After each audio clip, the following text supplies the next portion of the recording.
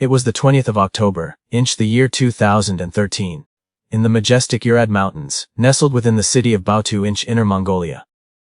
A botanist, a man named Yang Lei, was going about his daily work of collecting forest tree seeds. While he was absorbed in his search on a remote slope, his gaze suddenly froze. A terrible sight appeared before him, for there, lying motionless amidst the dense foliage, was a man who was no longer living. This discovery was the first tolling of high bell, you understand, opening high case filled with countless complex and mysterious details. As soon as the report came in, the criminal police force of the Urad front banner arrived swiftly, and they cordoned off the entire area. The scene where the victim was found was a deep ravine, renowned to the local people as the Huishwigo, a landform carved by rainwater erosion over thousands of years. The only main road into the mountains was nearby, but this particular spot was extremely secluded and treacherous. So much so that even the shepherds who had lived here their entire lives rarely set foot in it. Reaching the scene was very difficult, as specialized vehicles could not go deep into the ravine, forcing the investigators to walk hundreds of meters over treacherous. The examination of the scene and the preliminary autopsy were carried out with great urgency. The forensic expert quickly provided his initial conclusions. The victim was determined to be a male, of middle age. Based on the level of decomposition of the soft tissues and the activity of insects. The time of death was estimated to have been about 7 days prior. Due to exposure to the harsh mountain weather and the actions of wild animals. The poor man's face had been severely damaged, making any visual identification quite impossible. The cause of death was determined to be a traumatic brain injury. The autopsy results showed that the victim's skull had multiple fractures. And there was widespread bleeding inside the cranium. This type of injury could not have been caused by an ordinary fall or a natural impact. It was the result of one or more blows from a blunt object, delivered with great force and clear intent. The theory of an accident was ruled out. This was officially a case of murder. The investigation team's attention immediately turned to a wooden stick lying not far from the victim. Could this have been the murder weapon? A glimmer of hope quickly faded. The surface of the stick had been weathered by rain, sun and wind for a whole week. Any potential biological traces like fingerprints, skin cells, or DNA had been completely destroyed. Redetermining whether it was the weapon could only be based on conjecture.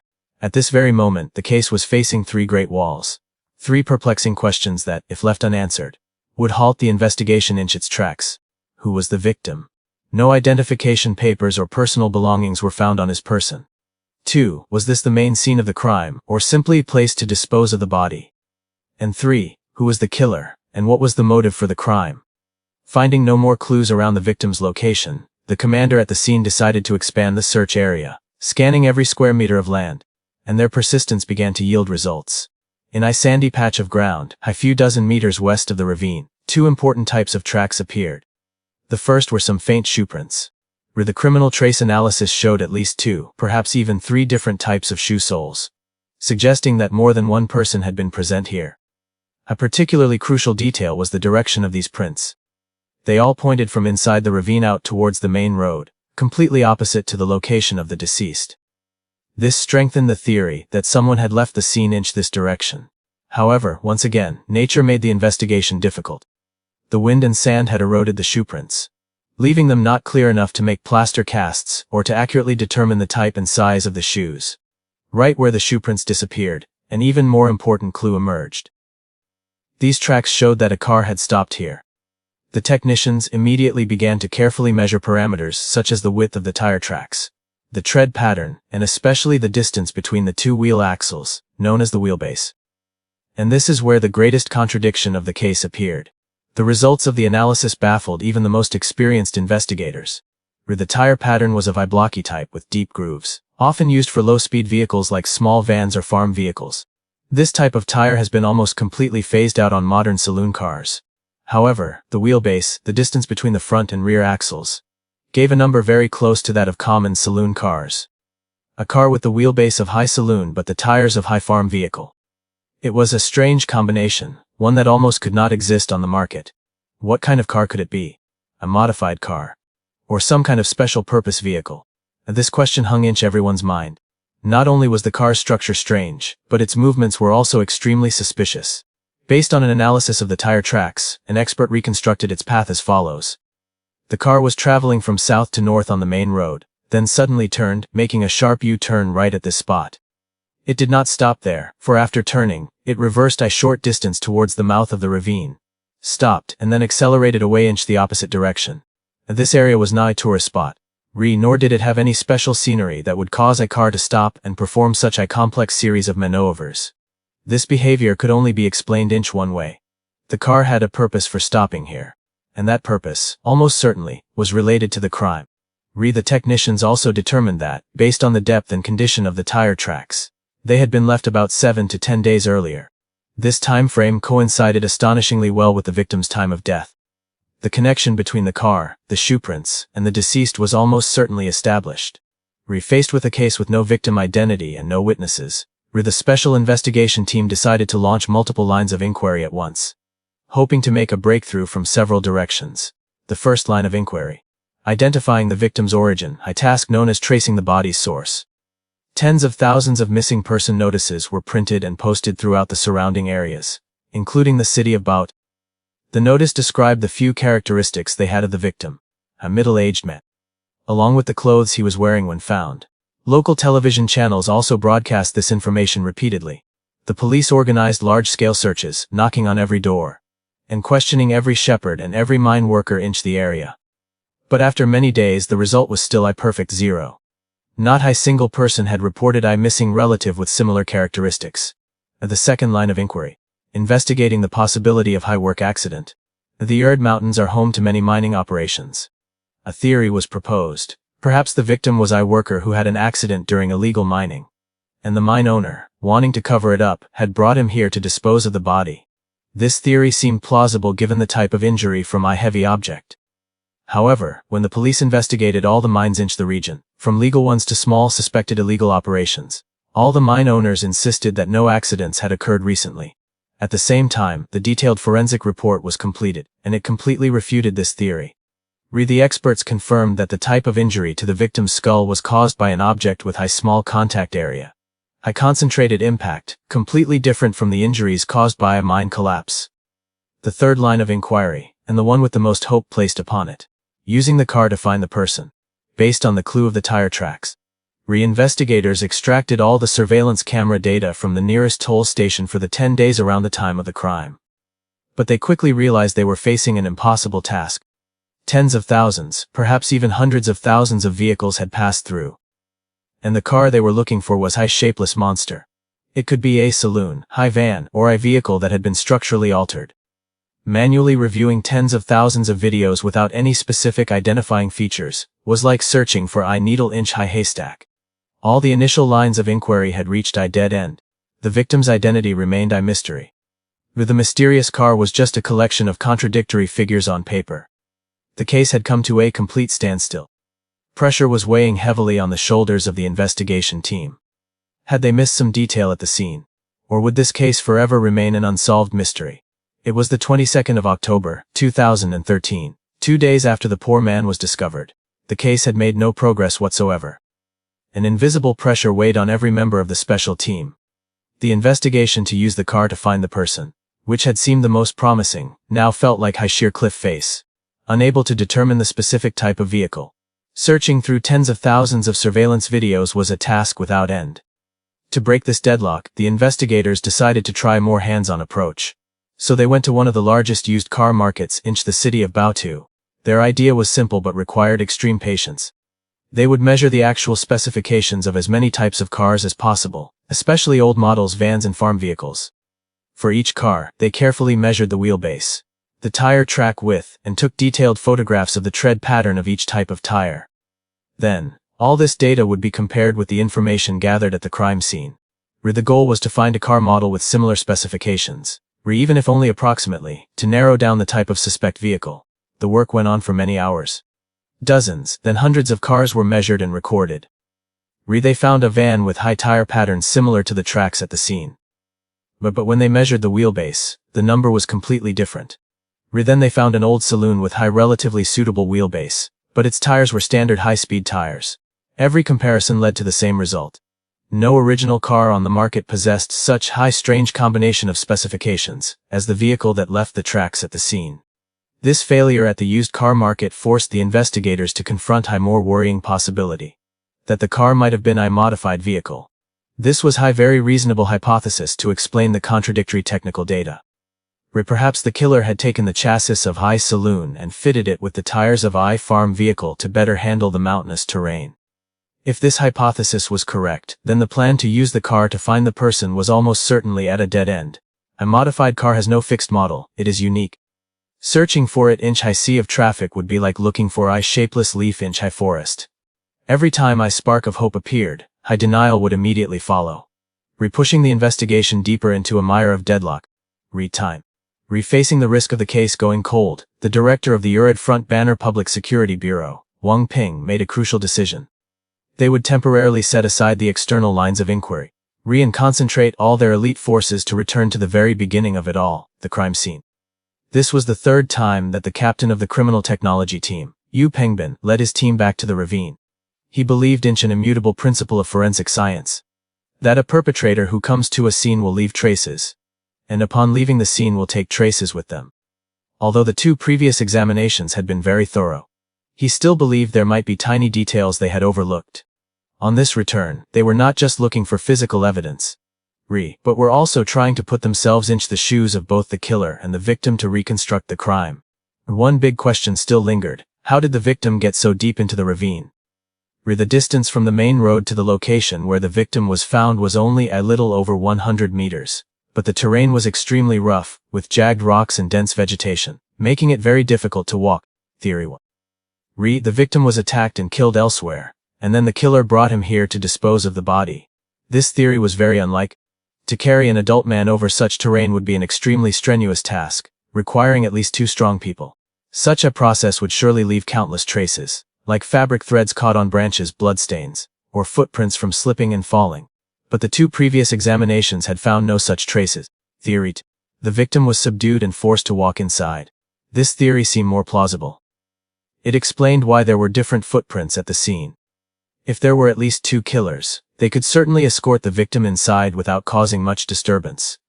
Whichever theory was true, one thing was certain: the killer had stayed in this area for a period of time. And during that time, they might have accidentally left something behind. The third re-examination was conducted with astonishing meticulousness. The investigators did not just walk, they almost crawled on the ground. They divided the search area into small squares and combed through every centimeter. Their eyes were practically glued to the ground, turning over every dry leaf, and brushing aside every small pebble. Do not miss a single blade of grass, or a single piece of rubbish, that was the order. Time passed in silence, with only the sound of the wind whistling through the ravine. And then, amidst that almost desperate silence, a young investigator suddenly stopped. He knelt down, staring intently at a clump of dry grass by the path. "Mit have I discovery," he whispered excitedly. A small object, white and yellow, lay hidden deep beneath the dry leaves. If one did not look very closely, very carefully, it would have been impossible to spot. It was a cigarette butt. This first discovery was a morale booster, spurring the whole team to continue their search with even greater concentration. And their efforts were rewarded, for they found 2 more cigarette butts in 2 other locations. A total of 3 cigarette butts. They were immediately numbered and given a preliminary analysis right at the scene. The first and second butts, from 2 different brands, looked very old. The paper had yellowed, and the filters were damp and decaying. They had likely been discarded here, a long time ago, perhaps by passing drivers or hunters, and held little investigative value. But the third cigarette butt, the one found first, was completely different. This third cigarette butt contained strange features, details that an ordinary person would never notice, but to the eyes of the investigators, it was like an autobiography of the person who smoked it. The first characteristic: its condition was still quite new. Based on its moisture level and color, it had been left here recently, matching the time frame of the crime. The second characteristic: the extent of the burn. The cigarette was only about 1/3 burned, with nearly 2/3 remaining. More importantly, it had gone out naturally. The ash showed it had not been stubbed out by hand or foot, but seemed to have been dropped while lit and had extinguished on its own. This suggested the smoker had discarded it in high hurry, or had dropped it accidentally. The third characteristic, and the most unusual of all, the bite mark on the filter. Normally, a smoker uses their lips and fingers to hold a cigarette. Even for those who have a habit of holding a cigarette with their teeth, the marks left are very light. But on this butt, the teeth marks were unusually deep. The bite was so strong that it had torn the outer yellow paper, revealing the white paper inside. It gave the impression that the smoker was clenching their teeth tightly, as if about to bite through the filter entirely. From these three characteristics, criminal psychologists sketched a psychological and behavioral portrait of the person who smoked this cigarette at that moment. He was in an extremely tense state of mind, perhaps anxious, or even afraid. This stress was revealed through the subconscious behavior of clenching his teeth on an object in his mouth. His hands were most likely busy at that time. He might have been struggling, restraining, or carrying something, which prevented him from holding the cigarette with his hands, forcing him to grip it tightly with his teeth. The cigarette had been dropped suddenly. This could have happened during a struggle, sudden, forceful action that caused the cigarette to fall from his mouth into the grass, either without him noticing, or without him having time to pick it up. The combination of all these factors pointed to a very high probability that the person who smoked this cigarette was one of the culprits, and he had dropped it while restraining or attacking the victim. This inanimate cigarette butt suddenly became evidence more precious than gold. It almost certainly contained the killer's DNA. This was no longer a vague clue like a shoeprint or a tire track, but direct biological evidence, an undeniable signature that the culprit had unwittingly left behind. Immediately, this special cigarette butt was carefully sealed and sent to the DNA laboratory with high request for the most urgent analysis. Everyone held their breath and waited. Was there a DNA profile in the National Criminal Database that matched the sample on this filter? The answer to this question would decide the fate of the entire investigation. It was the 23rd of October, 2013, 3 days since the case was discovered. The special team's wait finally paid off. The phone call from the DNA laboratory broke the silence. The comparison results were the DNA sample extracted from the cigarette butt with the strange bite mark had found a match in the National Criminal Database. The first portrait of a suspect had emerged. It was a man named IJ, originally from the city of Tongliao, who was currently living and working in the Baotou area. More importantly, IJ was not a name unfamiliar to the law, as he had been previously dealt with for several criminal acts. The cigarette butt had not only provided DNA, it had also provided high specific identity. With IJ's identity confirmed, the investigation immediately entered a completely new phase, one that was swift and decisive. Detectives were ordered to locate and secretly monitor all of IJ's movements. An investigation into his social circle was conducted at the same time. Very quickly, another name came to the police's attention. Hong. Hong was from the same hometown and was a close friend of Ajay. The two were frequently together and had an extremely close relationship. Sources reported that over the past week or so, both Ajay and Hong had been acting very unusually. They had become withdrawn, less communicative, and often appeared anxious and restless in an inexplicable way. This behavior perfectly matched the psychology of a criminal after committing a crime. While the two suspects were under surveillance, a crucial piece of intelligence was reported to the special team. This information was like the final piece of a puzzle, perfectly connecting Ajay to the ghost car at the scene. The source revealed that not long ago, Ajay had spent 2,000 yuan to buy a dilapidated old Santana, which was little more than a pile of scrap metal. But just in the last few days, this car had mysteriously disappeared, an old cheap car easily disposable after use.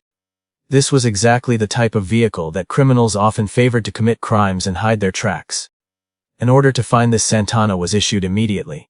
Investigators searched every repair shop and scrapyard in the area, and fortune smiled upon them. In a scrapyard on the outskirts of the city, they found it. The battered Santana was waiting to be crushed, and it had already been partially dismantled. If the investigators had arrived just a few hours later, this crucial piece of evidence might have been lost forever. The criminal technology experts immediately began examining the car, and all the mysteries were solved. First, although it was a Santana, its four wheels had been replaced with tires for farm vehicles, with the characteristic blocky tread pattern. Second, when they measured the wheelbase, the number obtained was a perfect match for the measurement taken from the tire tracks at the scene. The reason for the strange contradiction that had puzzled the investigators for days was now clear. It was not a rare model of car, but a common vehicle that had been carelessly modified. The killer had created a unique car, and it was that very uniqueness that had betrayed him. With two pieces of solid evidence in hand, the DNA from the cigarette butt and the car used in the crime, the time to solve the case was ripe. The order to arrest Ajay and Hong was carried out that very night. At the police station, faced with irrefutable evidence, especially the DNA analysis from the cigarette butt, Ajay completely collapsed. He knew that any denial was futile. Finally, He bowed his head and confessed to the entire crime he and his accomplice, Hai Hong, had committed. Through He's testimony, the victim's identity was also revealed for the first time. The unfortunate man's name was Chen King. And the truth behind this horrifying murder was not Hai complex conspiracy or a deep-seated hatred, but stemmed from Hai small debt and an uncontrollable burst of anger. And the story began a few months earlier. Hai Hong, and Chen King were not only migrant workers far from home, but also partners in Hai case involving the theft of rare earth minerals. All three were arrested, but were later released on bail on the condition that they pay a security deposit. At the time, Chen King did not have enough money, and AJ had stepped in to lend him 2,000 yuan so he could be released. After getting out, not only did Chen King make no effort to repay the debt, but he also borrowed another 1,800 yuan from Ajay, promising to pay it all back soon. But that promise faded with each passing day. The total debt of 3,800 yuan, while not an enormous sum, was a fortune to a working man like Ajay. Frustration simmered and grew inside him. And then the final straw. On the evening of the crime, Jay happened to be passing Hai Mahjong parlor and saw Chen King engrossed in gambling. Ajay went in to ask what was happening and learned that Chen King had just lost over 3,000 yuan. Ajay's anger erupted violently. He could not understand why someone so deeply in debt like Chen King had money to throw away on gambling, while his own debt was ignored. Feeling deceived and disrespected, Jai lost his composure. He attacked Chen King right there in the parlor. Then he called Ai Hong for help. And together they forced Chen King into the dilapidated old Santana that Jay had recently bought. Their initial intention was only to take Chen King to a secluded place to teach him a lesson. You see, to intimidate him into repaying the debt. They drove to the remote ravine in the Urad Mountains. A place they thought was discreet enough. At the ravine, the talk quickly turned into a violent struggle. In the process of wrestling with and restraining Chen King, Jay accidentally dropped the cigarette he was clenching in his mouth. The fear that Chen King would seek revenge later, combined with an anger that had reached its peak, turned the two debt collectors into cold-blooded killers. They used a wooden stick they found nearby and struck mercilessly, taking Chen King's life. After committing the crime, they hastily fled the scene, leaving their victim in the desolate ravine, believing their crime would never be discovered. They could never have imagined that tiny cigarette butt, a seemingly insignificant piece of evidence dropped in a moment of anger, would become the irrefutable proof that exposed their entire crime. It not only contained DNA, but also recorded the extreme psychological stress of the killer in that decisive moment. The complex case in the Urad Mountains, which began with an accidental discovery and went through countless dead ends, was finally solved through persistence, meticulousness, and the sharp application of forensic science. It proved once again a timeless truth that a crime can be hidden, but the evidence never knows how to lie. For the crime of intentional homicide with cruel and brutal characteristics, Ajay and Ai Hong would surely face the most severe punishment of the law. According to the criminal law of the People's Republic of China, with aggravating factors such as organized action and brutal methods, the sentence for them could be life imprisonment, or even the death penalty. This is the price to be paid for disregarding the law, for disregarding human life, and it serves as a profound warning to all.